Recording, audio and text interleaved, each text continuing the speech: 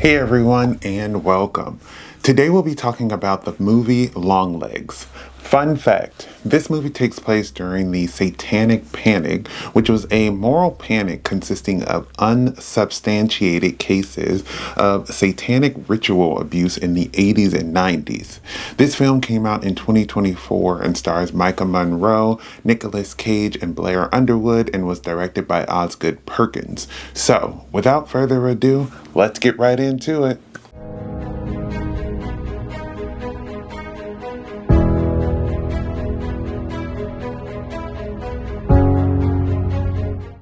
Longlegs follows Lee Harker, an FBI agent investigating a string of family murders done by an occultist serial killer without actually being there.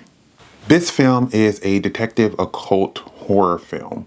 It has similar vibes to Hereditary, Black Phone, or Zodiac. I feel like I put scary movies into two main categories.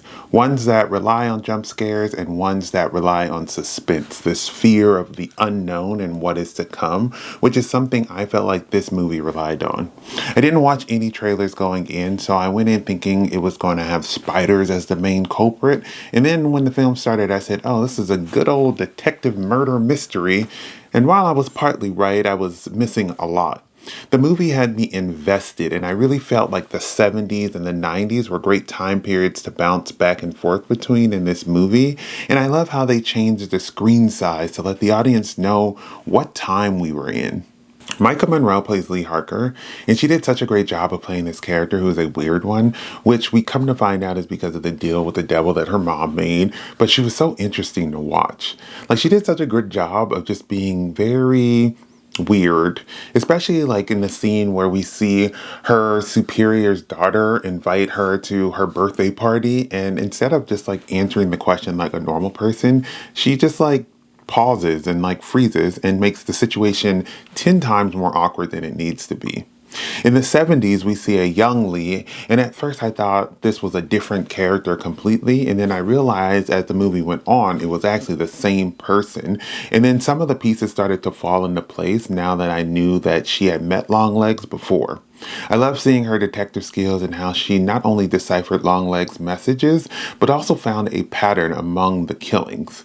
I'm glad even after she found the truth, she still tried her hardest to stop what was going on and not join her mother.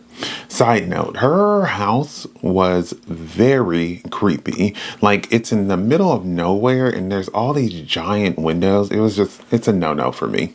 Lee's mom, Ruth, was giving hippie vibes when we met her, and she was creeping me out, which made me have a feeling something was off, and I was right. I get doing everything you can to save your kids, but she really took it to the next level. She gives me that vibe that she was just drugged out of her mind, and then seeing her house, I was like, this is just creepy. At first, I thought she might be a target until I saw the way that she acted while Lee was there, and then I knew that she was an accomplice. It's crazy that she was the one who was used, to get into people's house, and how Longlegs was in the basement just hiding and helping her choose these different victims.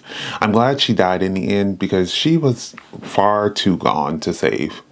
Blair Underwood plays Agent Carter, who is Lee's boss, and he gives a stellar performance as this agent who understands Lee and her ability to know things, but also understands that proof will be needed in order to actually lock up this killer. I thought he did a good job of being laid back for most of the film, and then he was able to switch to the creepy and unsettling possessed man at the end of the film. Kiernan Shipka has a small cameo as Carrie, the only survivor of Longlegs, and her role was small, but she really left an impact. I feel like she was the key to really piecing together the puzzle, because not only did she survive a whole murder that was put on by Longlegs, but she also had just been visited by him. Even though she was a victim, she was also part of his plan and was one of the reasons that Longlegs was able to move forward with his plan. This movie nailed gender roles in this film for the timeline that they were portraying.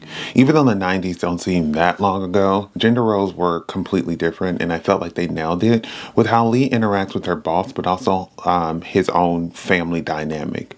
This is a reason why I also think the murders were overlooked at first, because it just seemed like a family issue, not a serial killer. At the beginning of the movie, it shows Lee on a case with her partner when he gets killed. violently shot in the head. And for me, that solidified that she was a great detective because she not only figured out that the house is where, this killer that they were looking for is, but then was also able to find them in the house after they killed her partner. And it also kind of helped me think about what this film would focus on, which was the detective element. I love the detective element and knew some weird stuff was going on, but I would have never guessed it was something involving Satan.